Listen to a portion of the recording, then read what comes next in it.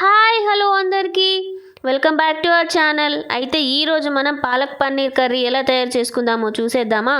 అయితే ముందుగా నేను చూపించిన ప్రియా పన్నీర్ తీసుకున్నాను నేనైతే.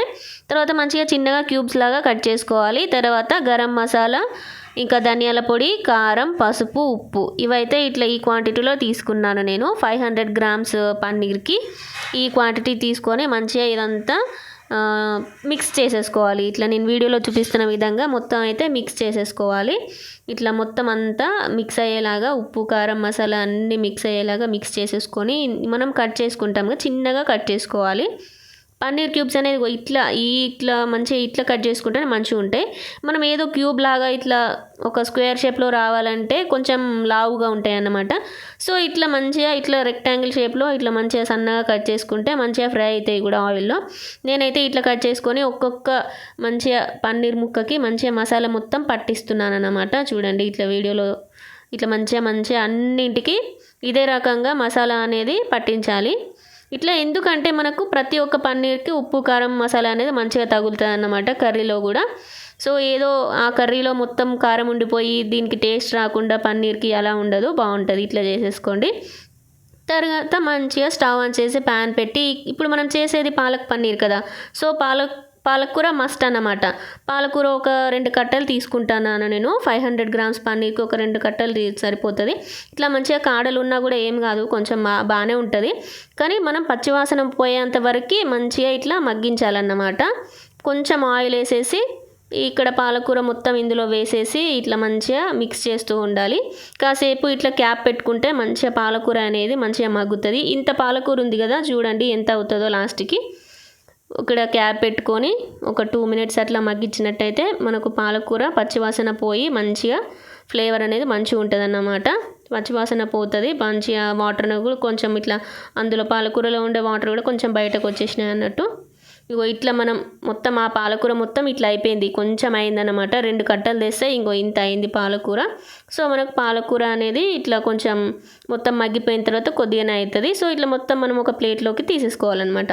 తీసేసుకొని ఇక్కడ మనం ఇదే కడాయిలో మళ్ళీ కొంచెం ఆయిల్ అయినా లేదా గీ అయినా ఇట్లా వేసేసుకొని మళ్ళీ నెక్స్ట్ ప్రాసెస్ అనేది స్టార్ట్ చేయాలి. ఇక్కడ నేను చూపిస్తున్నాను చూడండి, ఇది నెయ్యి. నేను ఇక్కడ దేశీ కౌ గీ అని ఉంది, సో నేను ఇది వాడుతున్నా. సో ఇట్లా మంచిగా వేసేసుకోవాలి. గీ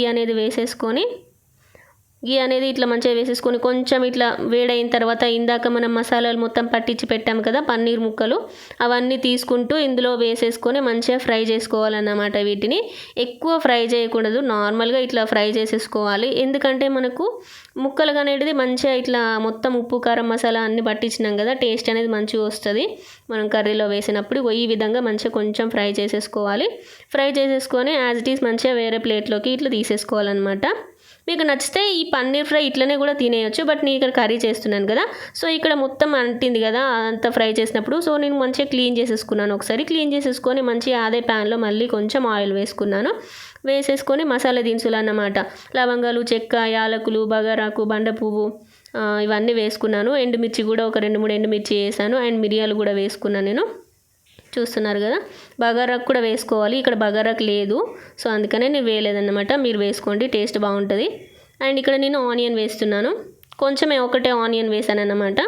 వేసేసి మంచిగా ఫ్రై చేసేసుకోవాలి. ఇక్కడ కరివేపాకు వేసాను. నెక్స్ట్ కరివేపాకు వేసేసి మంచిగా ఇట్లా ఫ్రై చేసేసుకోవాలి. ఇక్కడ ఎండుమిర్చి కూడా వేసాను, ఒక 2-3 ఎండుమిర్చి వేస్తే టేస్ట్ బాగుంటుంది, అందుకని చెప్పి వేసిన.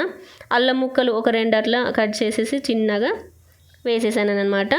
వేసేసుకొని మంచిగా ఫ్రై చేసేసుకోవాలి. ఇవన్నింటిని ఆయిల్లో ఇట్లా వేసుకొని ఇట్లా ఫ్రై చేసుకుంటే టేస్ట్ అనేది బాగుంటుంది అన్నమాట. ఇది నేను నా ప్రాసెస్లో చెప్తున్నాను, చాలా బాగుంది టేస్ట్, అందుకని ఇలా చెప్పాను. ఇక్కడ ఆనియన్ రెమ్మలు అన్నమాట, ఆనియన్వి. సో ఆనియన్ స్ప్రింగ్స్ అవి వేసాను. దాని తర్వాత ఇక్కడ పచ్చిమిర్చి వేసాను. నేను పచ్చిమిర్చి అనేది కట్ చేయలేదన్నమాట, యాజ్ ఇట్ ఈస్ మంచిగా కడిగేసి అలా వేసేసాను అన్నమాట. 500 గ్రామ్స్ పన్నీర్ కదా, సో నేను ఇంత తీసుకున్నాను. పచ్చిమిర్చి అంటే ఇంత తీసుకున్నాను, ఒక 10 అట్లా తీసుకోవచ్చు. మంచిగా సాల్ట్ అయితే యాడ్ చేసేసుకొని కొంచెం పసుపు అనేది వేసుకొని మొత్తం మిక్స్ చేసేసుకొని ఇవన్నీ ఫ్రై అయ్యేదాకా ఫ్రై చేస్తూ ఉండాలన్నమాట. కింద అడుగంటుతుంది కదా, సో ఇట్లా మిక్స్ చేస్తూనే ఉండాలి. తర్వాత అల్లం వెల్లుల్లి పేస్ట్ వేయాలి. అల్లం వెల్లుల్లి పేస్ట్ లాస్ట్లో వేయాలి ఎప్పుడైనా, ఎందుకంటే మనం ముందే వేసినట్టయితే అక్కడ మొత్తం అడుగంటిపోతుంది పేస్ట్ అనేది. అల్లం వెల్లుల్లి పేస్ట్ కిందికి అడుగంటి మొత్తం మాడిపోతుంది అన్నమాట. అందుకని చెప్పి నేను అల్లం వెల్లుల్లి పేస్ట్ లాస్ట్లో వేస్తున్నాను. లాస్ట్లో వేసి మంచిగా ఇట్లా గోల్డెన్ కలర్లో కొంచెం ఇట్లా ఫ్రై అయిపోయిన తర్వాత మనం ఇందాక మంచిగా ఇట్లా కొంచెం పచ్చివాసన పోయేదాకా ఫ్రై చేసుకున్నాం కదా పాలకూర, అది తీసుకొని మళ్ళీ ఇందులో ఒక్కసారి ఫ్రై చేయాలన్నమాట. ఎందుకంటే ఇంకా ఒకవేళ ఇంకేమైనా పచ్చివాసన ఉండి అంత టేస్ట్ బాగుండదు అని అనిపిస్తే మళ్ళీ ఇందులో వేసేసుకొని ఒక్కసారి అట్లా మంచిగా అటు ఇటు ఫ్రై చేసేసుకోవాలి. కొంచెం క్యాప్ పెట్టి ఇట్లా తీస్తే ఇట్లా మంచిగా మగ్గిపోతుంది అన్నమాట. మంచిగా మగ్గిపోయిన తర్వాత ఇది మొత్తం ఒక ప్లేట్లోకి తీసుకొని మంచిగా పేస్ట్ చేసేసుకోవాలి, మిక్సీ పట్టేసుకొని ఇట్లా ఈ విధంగా ఉండాలన్నమాట గ్రేవీ అనేది. మంచిగా పేస్ట్ చేసేసుకొని పక్కన పెట్టి మళ్ళీ అదే కడాయిలో కొంచెం ఆయిల్ వేసేసుకోవాలి, లేదా గీ వేసుకోవచ్చు. నేను వేసాను అన్నమాట గీ. సో అక్కడ నేను మంచిగా తాల్పుకి అట్లా కొంచెం జీలకర్ర అట్లా వేసేసి కరివేపాకు వేసాను. అండ్ పేస్ట్ మొత్తం ఇందులో వేసాను, పాలకూర పేస్ట్ మొత్తం ఇందులో వేసేసాను ఇందాక ఫ్రై చేసింది. సో ఇది కొంచెం థిక్ పేస్ట్ ఉందని చెప్పేసి నేను కొన్ని వాటర్ అనేది యాడ్ చేశాను అన్నమాట ఇక్కడ. సో మంచిగా మిక్స్ చేసేసుకోవాలి. ఓవరాల్గా మిక్స్ చేసేసుకొని ఒకసారి క్యాప్ పెట్టుకున్నట్టయితే ఆయిల్ అంతా మీదికి తేరుతుంది. అక్కడ కనిపిస్తుంది కదా వీడియోలో, అట్లా అయినప్పుడు మళ్ళీ తర్వాత తీసేసి కొంచెం కారం అనేది యాడ్ చేసేసుకోవాలి. సో పచ్చిమిర్చి వేసాం కదా, కొంచెం కారం వేసుకుంటే బాగుంటుంది. మొత్తం మిక్స్ చేసేసి ఇక్కడ నేను వీడియోలో చూపిస్తున్న విధంగా పెరుగు మొత్తం వేసేసుకోవాలి. ఒక చిన్న ప్యాకెట్ అయితే పెరుగు మొత్తం వేసేసాను నేను. వేసేసి మొత్తం ఓవరాల్గా మిక్స్ చేసేసుకోవాలి. పెరుగు కారం మొత్తం అంతా కలిసేలాగా, పేస్ట్ కూడా మొత్తం అంతా కలిసేలాగా మిక్స్ చేసేసుకోవాలన్నమాట. చూస్తున్నారు కదా, పెరుగు మొత్తం ఇట్లా ఉండిపోతుంది కదా అక్కడక్కడ, అందుకని చెప్పి మొత్తం టోటల్గా మిక్స్ అనేది చేయాలి.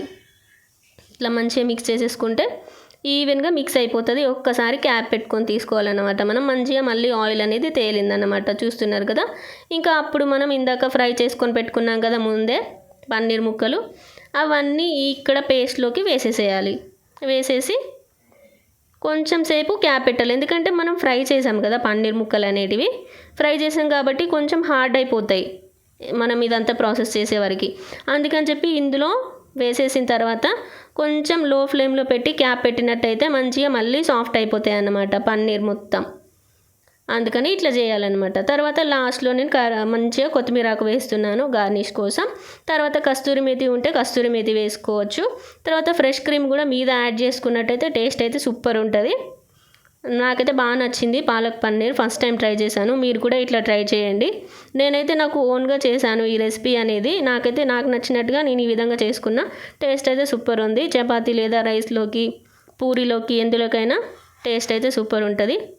మీకు నచ్చినట్టయితే లైక్ చేయండి, షేర్ చేయండి అండ్ సబ్స్క్రైబ్ చేసుకోండి. మరెన్నో మంచి వీడియోస్ కోసం బెల్ ఐకాన్ని క్లిక్ చేయండి.